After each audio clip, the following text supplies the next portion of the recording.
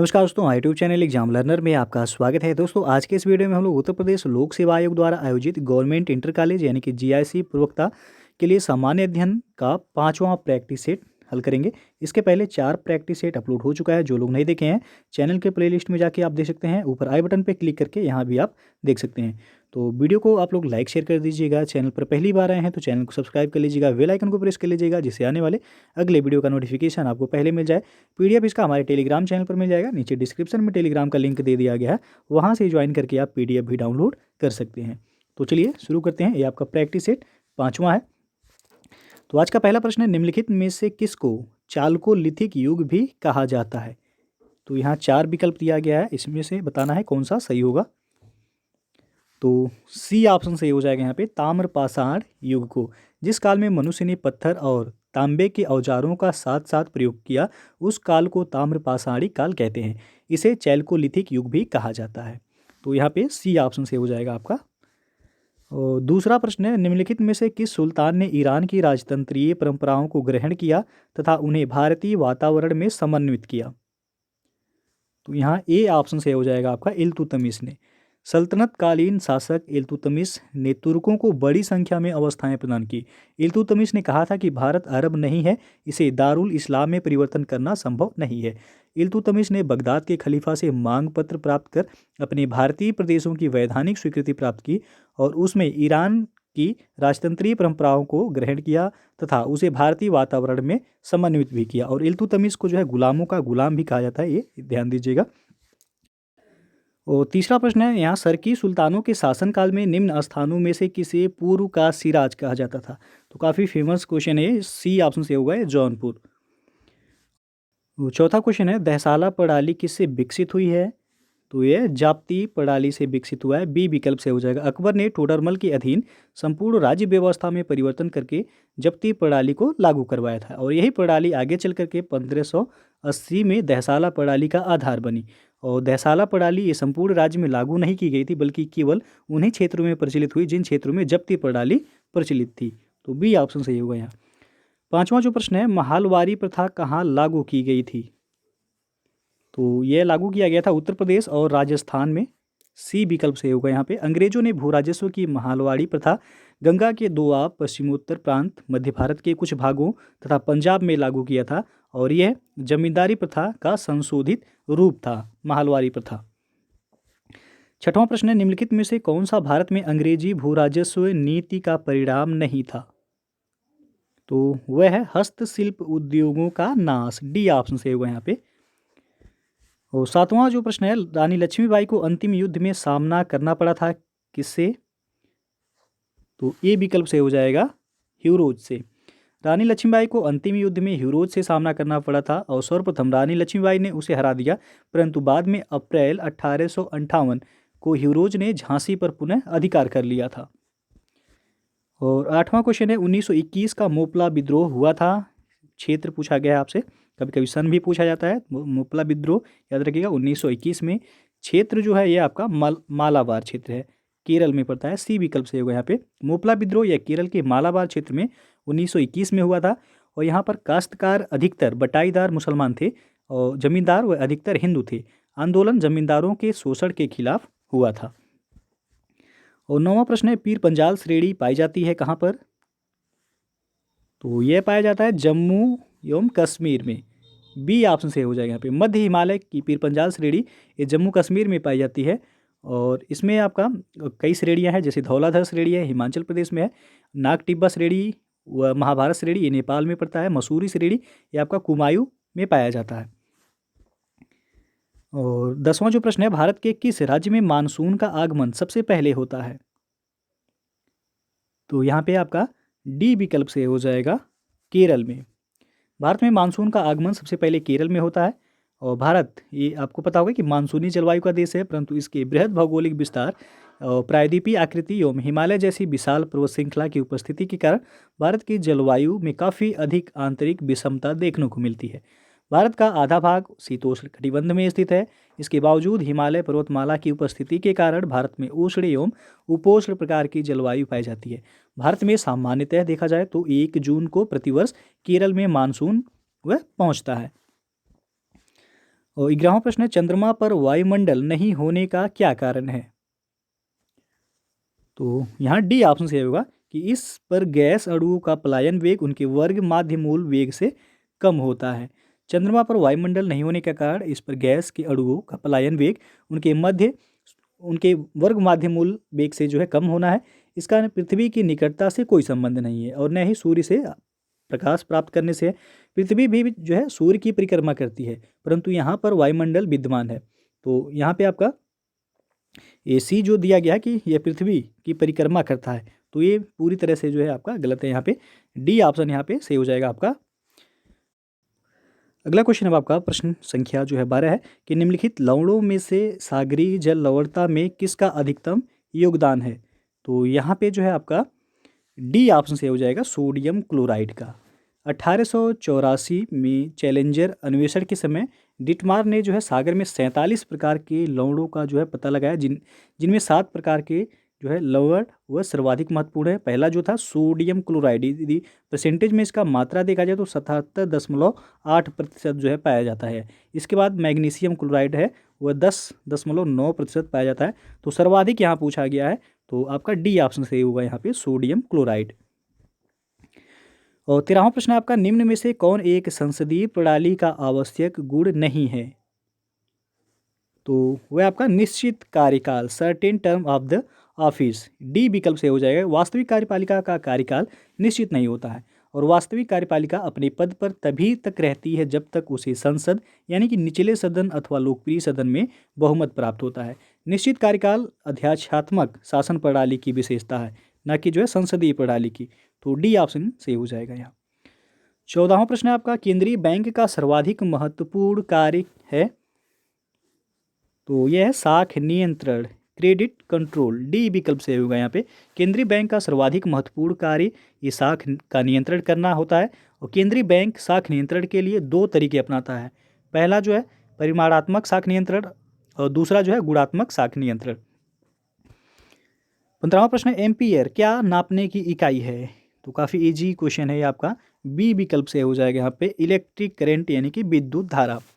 विद्युत धारा को नापने की एसआई पद्धति की इकाई जो है वह आपका एम्पियर है। और 16 नंबर प्रश्न है, अवरक्त स्पेक्ट्रम स्थित है? तो यह आपका सूक्ष्म तरंग तथा दृश्य क्षेत्रों के बीच स्थित है। बी विकल्प से हो जाएगा यहाँ पे। और 17 नंबर प्रश्न है आपका कि सितारों में अक्षय ऊर्जा के स्रोत का कारण है? तो वह हाइड्रोजन का हीलियम में परिवर्तन। ए विकल्प से हो जाएगा। सितारों में अक्षय ऊर्जा के स्रोत का कारण उनके नाभिक में होने वाली नाभिकीय संलयन की क्रिया है और तारों के नाभिक में उपस्थित हाइड्रोजन ये नाभिक मिलकर हीलियम नाभिक का निर्माण करते हैं और अपार ऊर्जा वह निष्कासित होती है वहाँ से। 18 नंबर प्रश्न है, मनुष्य के शरीर में पसलियों के कितने जोड़े होते हैं? तो कुल 12 जोड़े होते हैं। ए विकल्प से होगा यहाँ पे। मनुष्य के शरीर में कुल 12 जोड़ी अर्थात 24 पसलियाँ जो है, जोड़ी पूछा गया है तो 12 जोड़ी होगा, तो संख्या पूछा है तो 24 पसलियाँ होती हैं और इन 12 जोड़ी पसलियों के बेलनाकार पिंजड़े में ही फेफड़े तथा हृदय वह स्थित होते हैं। और अगला जो प्रश्न है आपका 19 नंबर, मानव कलाई में नाड़ी स्पंदन करती है? तो पहला दिया गया हृदय से ध्रुवतर, बी है हृदय से मंदतर, सी है आपका उसी दर पर जिस पर हृदय करता है और डी ऑप्शन है हृदय से स्वतंत्र होकर। तो आपको बताना है इसमें कौन सा विकल्प सही हो जाएगा। तो यहाँ सही हो जाएगा सी ऑप्शन कि उसी दर पर जिस पर हृदय करता है। नब्ज ए धमनियों की धड़कन है जब रक्त धमनियों में हृदय प्रकुंचन द्वारा पंप किया जाता है तथा धमनी में रक्त दाब यानी कि ब्लड प्रेशर बढ़कर 120 mmHg पहुंचता है, उस समय धमनियों की दीवार ये खिंच जाती है। इसके विपरीत हृदय शिथिलन के समय धमनियों में रक्तदाब घटकर वह 80 mmHg रहता है और इस समय धमनी की दीवार अपनी वास्तविक अवस्था में आ जाती है। इस प्रकार देखा जाए तो हृदय स्पंदन के साथ साथ धमनियों में भी स्पंदन रहता है और धमनियों के इस स्पंदन को नाड़ी या फिर नब्ज कहा जाता है। तो यहाँ सी ऑप्शन से हो जाएगा कि मानव कलाई में नाड़ी स्पंदन करती है तो उसी दर पर जिस पर हृदय करता है और ये है आपका 120/80 होता है mmHg। अगला जो प्रश्न है आपका, निम्नलिखित में से कौन अधिकतम कुशलतापूर्वक सौर ऊर्जा को रासायनिक ऊर्जा में परिवर्तित करता है? तो वह है क्लोरेला। ए विकल्प से हो जाएगा यहाँ पे क्लोरेला ये कुशलतापूर्वक सौर ऊर्जा को रासायनिक ऊर्जा में परिवर्तित करता है और सौर ऊर्जा को रासायनिक ऊर्जा में बदलने की क्लोरेला की क्षमता जो है वह 8% है। 21 नंबर प्रश्न है आपका कि निम्नलिखित राज्यों में से किसमें या किन में सिंह, पुच्छी, वानर, मकाक जिसे कहा जाता है अपने प्राकृतिक आवास में पाया जाता है। तो पहला है तमिलनाडु, दूसरा है केरल, तीसरा है कर्नाटक और चौथा है आंध्र प्रदेश। तो आपको कोड के माध्यम से बताना है इसमें कौन सा ऑप्शन सही होगा। तो यहाँ ए विकल्प से हो जाएगा आपका 1, 2, 3 यानी कि तमिलनाडु, केरल और कर्नाटक, आंध्र प्रदेश जो है इसमें शामिल नहीं है। हाल के जो है IUCN रिपोर्ट के आकलन के अनुसार 3000 से लेकर के 3500 सिंह, पुच्छ, वानर तमिलनाडु, केरल एवं कर्नाटक के पश्चिमी घाट के क्षेत्र में होने का अनुमान है और पश्चिमी घाट के साइलेंट वैली में इनकी संख्या सर्वाधिक है। साइलेंट वैली पूछा जाता है कहाँ है, तो ये आपका केरल में पड़ता है। और अगला प्रश्न है आपका, एक किराना व्यापारी 20% लाभ पर चावल बेचता है पर तौल में वह 25% की कमी कर देता है। कुल लाभ प्रतिशत ज्ञात करना है आपको यहाँ पे। तो चावल का पैकेट जो है कितना है अंकित, मान लीजिए 1 kg है, तो वास्तविक माप जो है वह 1 kg को ग्राम में बदलेंगे तो आपका 1000 ग्राम होगा। तो 1000 ग्राम का 75%, 25% वह कमी कर देता है, तो यानी कि 75% ही वह देता है। तो 1000 ग्राम का 75% करेंगे आप, तो 1000 गुणे 75/100 हो गया। उसके बाद यदि देखा जाए तो ये कट जाएगा आपका 2 शून्य से 2 शून्य, 75 में 10 का गुणा करेंगे हो जाएगा 750 ग्राम। तो 750 ग्राम हो गया। माना जो है 1 ग्राम का क्रय मूल्य कितना है, तो 1 रुपये है और 750 ग्राम का क्रय मूल्य कितना हो जाएगा, तो 750 रुपये हो जाएगा। तो 750 ग्राम का विक्रय मूल्य कितना हो जाएगा, तो 1000 का, तो 120%, 120% लाभ पर वह चावल 20% दिया गया है, तो 20% यानी कि 120 हो जाएगा आपका। 120% बराबर हो जाएगा 1000 गुणे 120/100। तो यहाँ कितना निकल कर आएगा, 2 शून्य से 2 शून्य कट गया, यहाँ 120 में 10 का गुणा करेंगे हो जाएगा 1200 रुपये। 1200 हो गया। अब लाभ बराबर होगा विक्रय मूल्य माइनस क्रय मूल्य। विक्रय मूल्य निकल के आया है 1200 और क्रय मूल्य जो है कितना था 750 रुपये। तो 1200 में से 750 आप माइनस कर देंगे तो ये हो जाएगा आपका 450 रुपये। अब लाभ प्रतिशत आपको निकालना है, तो लाभ प्रतिशत बराबर होता है लाभ बटे क्रय मूल्य गुणे 100। तो लाभ कितना है 450, 450 अभी निकालें आप, 450 हो गया बटे टोटल जो है कितना है 750, 750 उसका जो है आपका जो क्रय मूल्य निकल के आया है, तो 450 बटे 750 गुणे 100। अब इसे हल करेंगे तो आपका निकल के आ जाएगा कितना 60%। आंसर जो होगा आपका बी ऑप्शन यहाँ से हो जाएगा 60%। और 23 नंबर प्रश्न है आपका, किसी काम को पूरा करने के लिए x को 8 घंटे लगते हैं, उसी काम को पूरा करने के लिए y को 12 घंटे लगते हैं। तो उसी काम को पूरा करने के लिए x और y को साथ मिलकर लेकिन स्वतंत्र रूप से कितना समय लगेगा। तो x द्वारा काम को पूरा करने में लगा समय देखा जाए तो कितना है 8 घंटे और y द्वारा काम को पूरा करने में समय कितना लग रहा है, तो 12 घंटे। उसके बाद x प्लस वाई को कह रहा है कि साथ मिलकर काम करने में कितना समय लगेगा, तो 12 गुणे 8 हो जाएगा यहाँ पे बटे 12 प्लस 8 हो जाएगा। तो 12 गुणे 8 कितना होगा 96, 12 8 कितना हो जाएगा यहाँ पे 20। तो 96/20 कट करेंगे इसे, तो ये आपका 4 से कट गया, 4 × 5 = 20, 4 24 96 हो जाएगा यहाँ पे, तो कट जाएगा 24 बार में, तो 24/5 हो गया यहाँ पे निकल के कितना है 24/5। अब 24/5 को हम लिख सकते हैं 5 चौके 20, 4 हासिल हो गया 4/5, 4 सही 4/5 घंटे। तो आंसर जो होगा आपका बी ऑप्शन सही हो जाएगा यहाँ पे 4 सही 4/5 घंटे। और अगला प्रश्न है आपका, 624 किलोमीटर की यात्रा करने के लिए रेलगाड़ी ए रेलगाड़ी बी से 6 घंटे अधिक समय लेती है। अगर रेलगाड़ी ए की गति दोगुनी की जाती है तो उसे रेलगाड़ी बी की तुलना में 5 घंटे कम समय लगेगा। ट्रेन बी की गति पूछ रहा है यहाँ पे कितना km/h होगा। तो यहाँ जो है आप मान सकते हैं कि बी द्वारा 624 किलोमीटर दूरी तय करने में समय कितना लगा, मान लीजिए टी, मतलब टी आवर लग रहा है, और ए द्वारा 624 किलोमीटर की दूरी तय करने में लगा समय कितना हो जाएगा, तो t+6 लिख सकते हैं आप।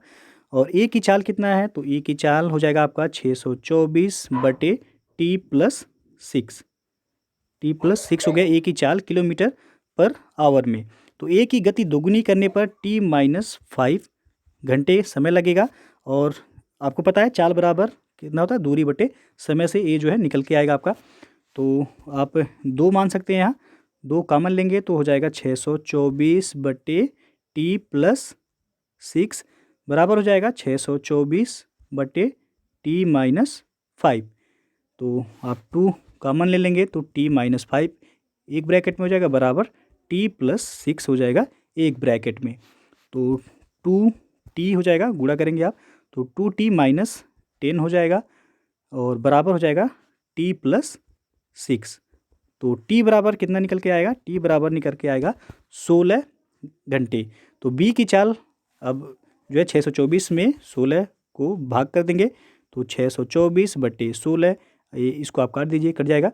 तो 16 तिया 48 हो गया आपका, 3 बार में जा रहा है, 16 तिया 48 और 16 नवा होगा 144।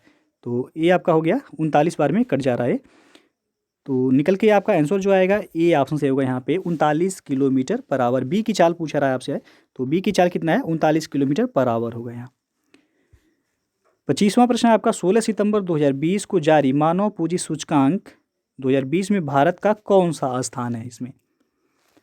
तो भारत का रैंक इसमें है 116वां। विश्व बैंक द्वारा 16 सितंबर 2020 को जारी मानव पूंजी सूचकांक के कुल 174 देश इसमें शामिल किए गए थे और इनमें प्रथम स्थान सिंगापुर को मिला है। ये जो है याद रखिएगा, पहला स्थान सिंगापुर को और दूसरा स्थान हांगकांग, तीसरा स्थान जापान को मिला है।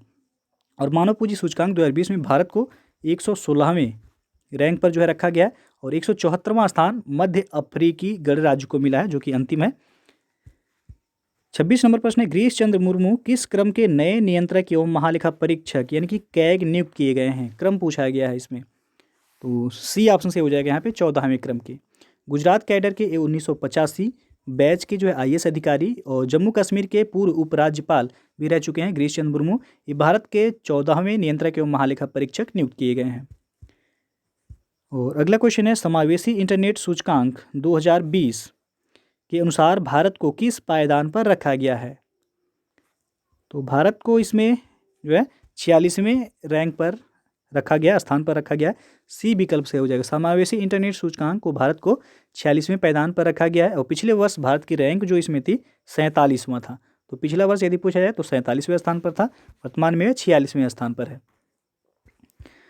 और 28 नंबर प्रश्न है, सिपरी रिपोर्ट 2020 के अनुसार शीर्ष हथियार निर्यातक देशों का सही क्रम बताइए। तो ये प्रश्न जो है एक बार और हल कराया जा चुका है, आपको पता होगा। तो उसका जो सही आंसर हो जाएगा ऑप्शन बी से होगा यहाँ 1 3 2 4। पहले स्थान पर जो है यहाँ निर्यातक पूछा गया है, इसके पहले हम जो है आयातक, शीर्ष आयातक देशों का क्रम जो है पिछले प्रश्न में जो है बताए थे। तो निर्यातक में पहले स्थान पर अमेरिका है, उसके बाद आपका दूसरे पर रूस है, रूस के बाद जो है फ्रांस है, फ्रांस के बाद जर्मनी। तो क्रम जो आपका सही होगा बी ऑप्शन सही होगा यहाँ पे 1 3 2 4। 29 नंबर प्रश्न है, नोएडा उत्तर प्रदेश के किस जिले में अवस्थित है। तो यह गौतम बुद्ध नगर जिले में अवस्थित है, ए ऑप्शन से हो जाएगा। 30 नंबर प्रश्न है, उत्तर प्रदेश का सबसे पूर्वी शहर निम्नलिखित में से कौन है। तो यह है बलिया, ए विकल्प से हो जाएगा यहाँ पे। उत्तर प्रदेश का सबसे पूर्वी जिला बलिया है और सबसे पश्चिमी जिला जो है वह शामली है। याद रखिएगा, सबसे पूर्वी जिला बलिया, पश्चिमी जिला शामली है और सबसे उत्तरी जिला पूछा जाए, उत्तरी जिला उत्तर प्रदेश का तो वह है सहारनपुर। उत्तरी जिला है सहारनपुर और दक्षिणी जिला पूछा जाए तो दक्षिणी हो जाएगा आपका सोनभद्र, सोनभद्र। तो चारों जो है आपको याद रखना है उत्तर प्रदेश का, पूर्वी जिला बलिया, पश्चिमी जिला है शामली, शामली पश्चिमी जिला है, उत्तरी जिला सहारनपुर और दक्षिणी जिला जो है उत्तर प्रदेश का है सोनभद्र। और अगला जो प्रश्न है वो आपका, 5 किताबें ABCD और E एक मेज पर रखी हैं, किताब D किताब C के नीचे है तथा किताब B E के नीचे है। किताब A किताब C के ऊपर है लेकिन किताब B के नीचे है। सबसे ऊपर और सबसे नीचे रखी किताबें क्रमशः कौन सी होंगी। तो जो है चलिए हल करते हैं इसे। कह रहा है कि 5 किताबें रखी गई ABCDE एक मेज पर, तो किताब D किताब C के नीचे है, किताब D किताब C के नीचे हो गया आपका, तथा किताब B किताब E के नीचे है, किताब E हो गया, किताब B के E के नीचे है किताब B। उसके बाद कह रहा है कि किताब ए किताब सी के ऊपर है, सी के ऊपर किताब ए हो गया।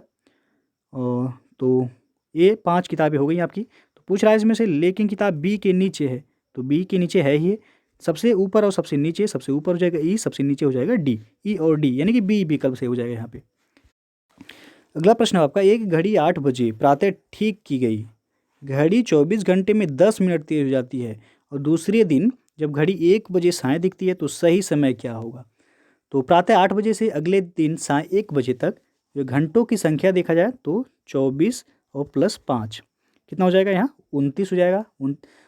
चूँकि जो है 24 घंटों में घड़ी तेज होती है कितना, 10 मिनट कह रहा है 24 घंटों में, तो 24 घंटों में 10 मिनट तेज होती है, तो 29 घंटों में कितना होगा, तो 29 घंटों में हो जाएगा आपका 29 गुणे 10/24। अब इसे कट करेंगे तो आपका लगभग में आएगा पॉइंट में, तो पॉइंट में आपका ये आएगा 12, लगभग 12 मिनट आएगा। तो घड़ी द्वारा सही समय हो जाएगा आपका 1 बजकर जो है 1 बजकर तो 12 मिनट करेंगे आप, तो बराबर कितना हो जाएगा वहाँ, 1 में आप 1 बजे में 12 मिनट माइनस करेंगे आप, तो 1 बजे में 12 मिनट जब माइनस करेंगे तो 12:48 साय होगा यहाँ पे, 12:48 साय, यानी कि बी ऑप्शन से हो जाएगा यहाँ पे। और 33 नंबर प्रश्न है, एक लीप वर्ष में 1 जनवरी को बुधवार था, उसके पहले वर्ष में 1 जनवरी को कौन सा दिन था। तो मंगलवार होगा यहाँ पे, ए ऑप्शन से हो जाएगा। पिछले वर्ष के कुल दिनों की संख्या देखा जाए तो 365 होगा और शेष दिन तो 365/7 से भाग कर देंगे, शेष दिनों की संख्या कितना होगा, तो ये आपका 1 होगा शेष दिनों की संख्या। तो एक दिन पूर्व, यानी कि एक दिन पूर्व आपका कौन सा दिन होगा, तो पिछले वर्ष का एक दिन जनवरी को दिन जो है कौन सा होगा, मंगलवार होगा, ए ऑप्शन से हो जाएगा। एक माइनस आपको करना है, बुधवार था तो एक माइनस कर देंगे तो मंगलवार हो जाएगा। अगला प्रश्न है, अब यदि प्लस का अर्थ है गुणा और भागा का अर्थ है माइनस और गुणे का अर्थ है भागा तथा माइनस का अर्थ है प्लस, तो आपको बताना है इनमें से कौन सा जो है विकल्प सही हो जाएगा। तो परिवर्तन, चिन्ह परिवर्तन आपको करना है यहाँ पे।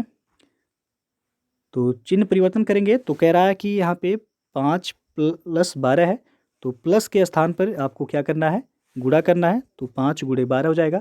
भागा के स्थान पर आपको माइनस करना है, -7 हो जाएगा। और माइनस के स्थान पे प्लस कर देना है आपको, गुणे के स्थान पे क्या करना है आपको, तो भाग कर देना है यहाँ पे। तो ये हो जाएगा, गुणा करना है तो 12 × 25 60 हो जाएगा, 60 माइनस जो है 7 हो गया ये, और प्लस जो हो जाएगा यहाँ पे ये 44 में 2 से भाग करेंगे तो हो जाएगा 22, प्लस 22 हो गया ये। अब हो जाएगा ये 60 और 22 जोड़ देंगे कितना हो जाएगा, 60 22 हो जाएगा आपका 82, 82 माइनस 7 करेंगे तो 82 - 7 हो जाएगा आपका 75। तो आंसर जो हो जाएगा आपका 75, ए ऑप्शन सही होगा यहाँ। अगला प्रश्न है, किस बैंक ने वित्तीय समावेशन के लिए ग्राम संपर्क अभियान की शुरुआत की है। तो ये पीएनबी के द्वारा किया गया, पंजाब नेशनल बैंक।